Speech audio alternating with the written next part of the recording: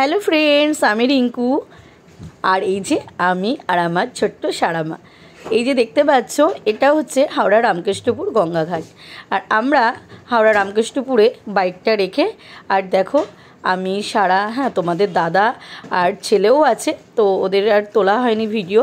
তো দেখো সারা তো খুব হ্যাপি, এই যে মা গঙ্গাকে পয়সা দিচ্ছে। আসলে বোটে তো সেইভাবে ওকে নিয়ে ওঠা হয় না, তবে এর আগেও এক দুবার উঠেছে ও। আর মামা বাড়িতে যখন যাই ওখানেও নৌকায় উঠেছে, বাট এই বোটে উঠলেই ওর একটা আলাদা আনন্দ হয়, ওর ছেলের।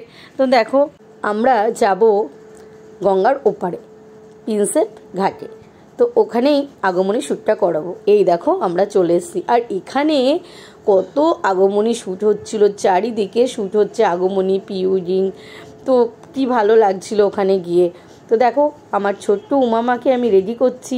কেমন লাগছে উমামাকে, তোমরা পুরো লুকটা তোমাদের সাথে শেয়ার করব, তো তোমরা দেখে জানিও সারাকে কেমন লাগছে। আমি সারাকে সাজিয়ে দিচ্ছিলাম। তো এই দেখো, আর আমিও একটা লাল পাড় শাড়ি পরে গেছিলাম, বাট আমি কিছুই সেইভাবে ভিডিও করতে পারিনি, মেয়ের ভিডিও করে। আর প্রচণ্ড রোদ্দুর গরম। তারপরে দেখতে হলে যে পরে আর কি হলো সেটা দেখার জন্য ব্লগটা পুরোটা স্কিপ করো না, দেখো। আর এই যে ছোট্ট উমা আমার সারা মায়ের কিন্তু ডান্সটা হয়ে গেছে। তারপরে গরমে দেখো এই যে একটুখানি দুই ভাই বোন জুস খাচ্ছে, আমরাও নিয়ে নিয়েছিলাম। এটাই যেন গরমে মনে হচ্ছিলো যেন একদম অমৃত।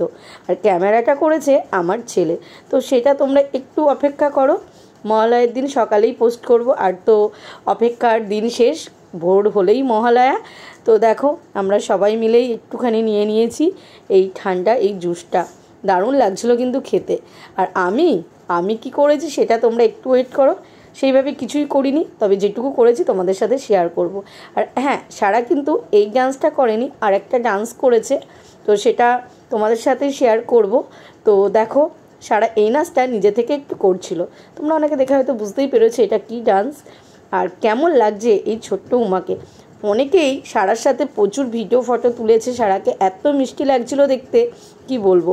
তো সেগুলো আমার ক্যামেরাবন্দি নেই। তো কেমন লাগলো এই ছোট্ট ব্লগটা জানিও।